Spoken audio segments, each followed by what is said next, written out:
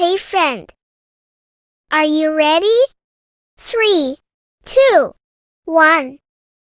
Assalamualaikum warahmatullahi wabarakatuh. Perkenalkan, saya Fauzia Dwi Randra dengan NPM 0371220004. Di video kali ini saya akan membahas tentang sekolah impian.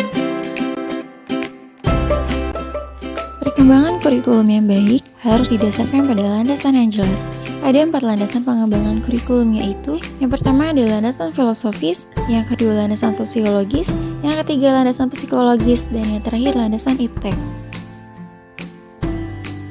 Landasan filosofis sangat penting dalam menentukan arah dan tujuan pendidikan. Landasan psikologis juga penting karena perilaku merupakan bagian yang tidak dapat dipisahkan dari belajar. Dalam konteks sekolah impian, pengembangan kurikulum harus didasarkan pada landasan yang jelas dan memperhatikan kebutuhan dalam potensi masyarakat. Untuk merancang sekolah impian berdasarkan teori belajar dan landasan kurikulum dengan menggunakan teori filsafat, kita perlu memahami terlebih dahulu bagaimana filsafat dapat berkontribusi dalam pendidikan. Dalam merancang sekolah impian, kita dapat menggunakan landasan filosofis pendidikan sebagai pijakan atau dasar. Dengan memperhatikan kebutuhan dan potensi masyarakat, sekolah impian dapat mempersiapkan anak didik untuk hidup wajar sesuai dengan kondisi sosial. Selain itu, dalam merancang sekolah impian, kita juga perlu mempertimbangkan teori belajar yang sesuai dengan kebutuhan siswa. Teori belajar yang berbeda seperti behaviorisme, kognitivisme, konstruktivisme, dan humanisme. Dalam merancang sekolah impian yang ideal, kita perlu mengintegrasikan teori belajar yang sesuai dengan kebutuhan siswa, landasan kurikulum yang tepat, dan landasan filosofis pendidikan yang sesuai dengan tujuan hidup dan pendidikan. Dengan demikian, sekolah impian dapat membantu siswa mencapai tujuan hidup dan pendidikan mereka dengan cara yang efektif dan efisien. Karakteristik sekolah impian dapat bervariasi tergantung pada visi dan misi sekolah tersebut. Namun, ada beberapa karakteristik umum yang dapat dijadikan acuan dalam merancang sekolah impian yang efektif dan berkualitas.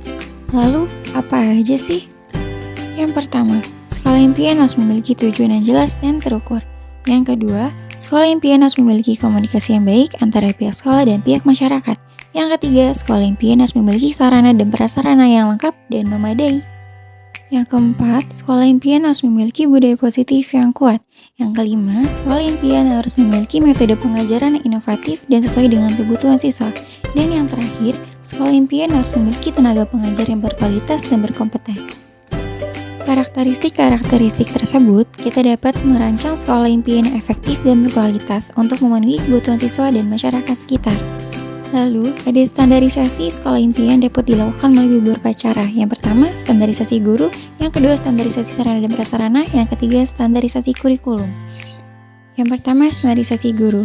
Standarisasi guru dapat dilakukan dengan memberikan pelatihan dan pembinaan kepada guru agar memiliki kompetensi yang sesuai dengan visi dan misi sekolah impian.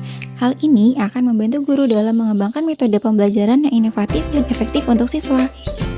Yang kedua, standarisasi sarana dan prasarana. Standarisasi sarana dan prasarana dapat dilakukan dengan memastikan bahwa sarana dan prasarana yang digunakan di sekolah impian memenuhi standar yang ditetapkan. Sarana dan prasarana yang memadai akan membantu siswa dalam memperoleh pengalaman belajar yang optimal. Dan yang ketiga, standarisasi kurikulum. Standarisasi kurikulum dapat dilakukan dengan memastikan kurikulum yang digunakan di sekolah impian sesuai dengan visi dan misi sekolah impian. Kurikulum yang sesuai akan membantu siswa dalam memperoleh pengetahuan dan keterampilan yang dibutuhkan untuk menghadapi tantangan di masa depan. Dengan melakukan standarisasi guru, sarana dan prasarana, dan kurikulum, sekolah impian dapat memastikan bahwa siswa mendapatkan pengalaman belajar yang optimal dan sesuai dengan visi dan misi sekolah impian. Sekian penjelasan tentang sekolah impian. Terima kasih yang sudah menonton, semoga materinya bermanfaat.